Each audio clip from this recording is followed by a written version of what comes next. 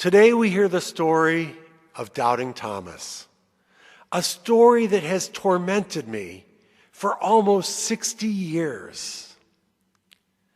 Having an analytical mind, I always question things. I want to see for myself. I always try to get to a scientific answer. And every year, right around Doubting Thomas Sunday, I could always count on a snide comment from my mom. I definitely picked the right name for you. My brothers caught on and jumped on the bandwagon, and somehow everything I said came back to Doubting Thomas. One year, I thought I'd be clever and claimed that I was named after Aquinas, but no one was buying what I was selling. So I came to accept that my namesake was a doubter. But you know, I think Thomas really gets a bad rap in this story. I mean, what did he really do wrong? I wouldn't say that he doubted Jesus as much as he doubted those around him. And if you look at who was around him, you see a tax collector who made his living stealing from his fellow countrymen, a political zealot who was determined to destroy the occupying Romans by any means necessary, the supposed leader of the group who publicly denied even knowing his best friend, and a bunch of other guys who abandoned the Lord. Why shouldn't Thomas doubt these people? There's a quote: "When a wise man points at the moon, the fool looks at the finger." This is where Thomas went wrong. He focused on the finger. He was too worried about the messengers, flawed people, and not the message. Thomas doubted because he focused on the imperfections of those around him, not on the Lord. And so Jesus comes again, and instantly Thomas believes. The gospel doesn't say that Thomas ever actually put his fingers in the wounds of his hand or put his hand in Jesus' side. He merely says, "My Lord and my God." It was his experience of Jesus that turned it all around for him. I often think how easy it must have been for Thomas and all the apostles. They saw everything with their own two eyes. If we saw everything with our own eyes, how easy would it be for us to believe? I don't think Jesus' words, "Blessed are those who have not seen and have believed," were meant to be an insult to Thomas. They are encouragement for us. Jesus knew that we would all have moments of doubt. Maybe they're brought on by others challenging our faith. Maybe they're brought on by a crisis. How could a loving God allow that to happen? Maybe they're brought on by an internal struggle.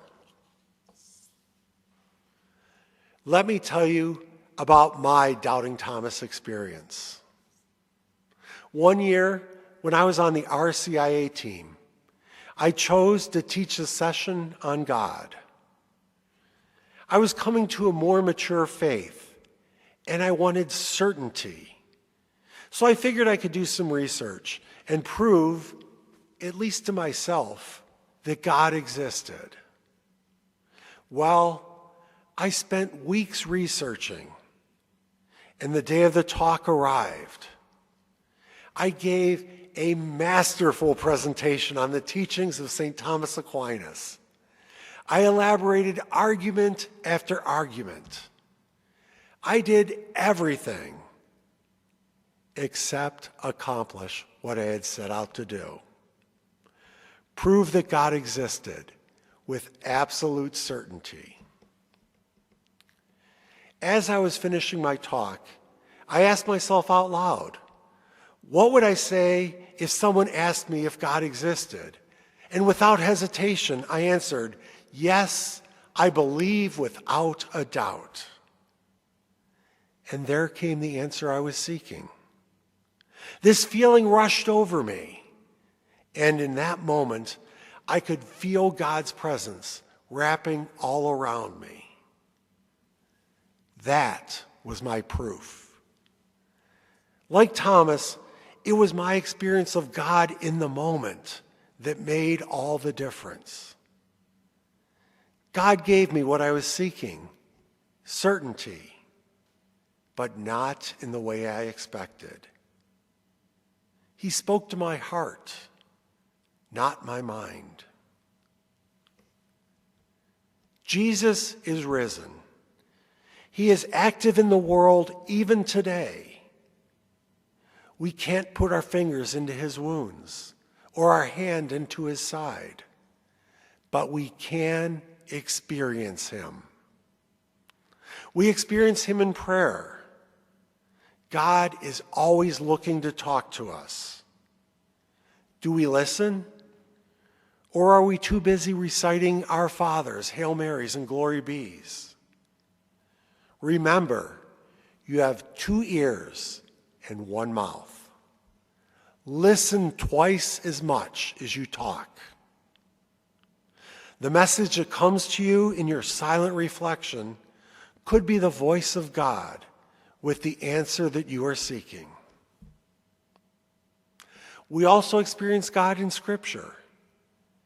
Imagine yourself in that room when Jesus comes. What do you notice?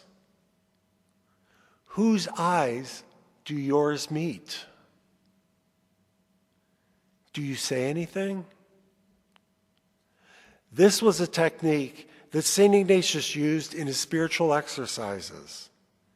It was a way he could relate with Jesus, and we can do the same. And finally, we experience God in others. We receive Christ in the Eucharist and are charged to become what we have received. God inspires us to help others, and he inspires others to help us. That simple, kind word, that good deed, that's God working in the world. We live in a world where seeing is believing. A world where science has led to unimaginable accomplishments. A world where we can find out anything in seconds. Just ask Siri. It's hard to believe what you cannot see for yourself. But like Thomas, we can experience Christ and doubt no more. Blessed are all of us who have not seen, but still believe.